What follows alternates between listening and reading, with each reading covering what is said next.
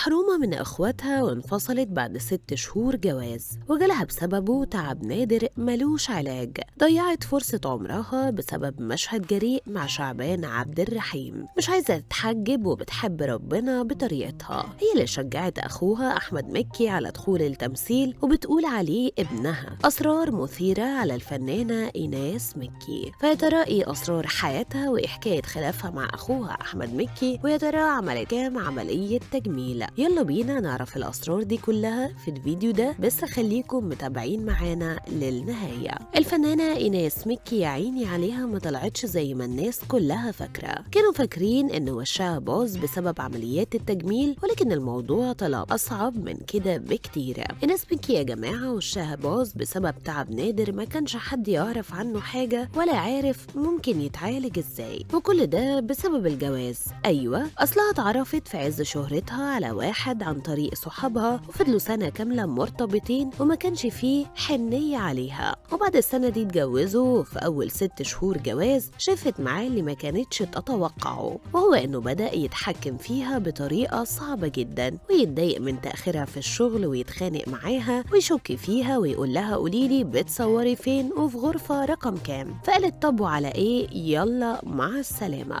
وطلبت منه الانفصال وانفصلت بالفعل بعد 6 شهور من الجواز. وفجأة في الفترة دي ظهرت حاجة حمراء في راسها، وفي المكان ده الشعر اللي فيه وقع، وهوب ظهرت في خدها ووشها باظ، وبدأت تجري على الدكاترة وما كانش حد عارف ايه التعب ده ولا ايه علاجه، لحد ما ربنا كرمها وعرفته ولسه بتتعالج منه. إيناس مكي محرومة من اخواتها وما بتشوفهمش غير كل فين وفين، وده لأن اخوها طارق عايش في فرنسا، واختها عزة متجوزة مغربي وعايشة في المغرب، واخوها عبد العزيز مهندس ديكور وعايش في دبي، وما فيش غيرها هي واحمد اللي عايشين في مصر. وكانت امها عايشه معاها قبل ما ترحل، وعشان كده بتقول رحلها كسرني وحسيت بالوحده من بعدها. نجمتنا طلعت هي اللي شجعت اخوها احمد مكي على دخول التمثيل، واللي كانت بتقول كنت محوله بيتنا لورشه سينما. وبما اننا جبنا سيره احمد مكي، فهي بتقول بتعتبره ابنها وسندها في الحياه. بتقول كمان عليه انه احن واحد عليها في الدنيا كلها، وعمرها ما حست انها محتاجه الراجل في حياتها لانه معوضها عن كل الرجاله. اما بقى عن خلافها اللي كان دايما متصدر العناوين الصحفيه، فقالت ما حصلش وما فيش اي حاجه حصلت ما بيننا، واحنا بنحب بعض جدا. الناس بتقرا القران الكريم على طول وحافظه ايات قرانيه كتيره، بس ما بتفكرش تتحجب، وبتقول انا بحب ربنا بطريقتي مش شرط اتحجب. اللي ما حدش يعرفه عنها انها ضيعت فرصه عمرها في التمثيل لما اتعرض عليها تشارك في بطوله فيلم مواطن ومخبر وحرامي، ووافقت واشتغلت على الفيلم شهر ونص، وبعدين اتفاجئت ان مخرج الفيلم ضاف حوالي 7 مشاهد جريئه، منهم مشهد جريء قوي ليها مع شعبان عبد الرحيم.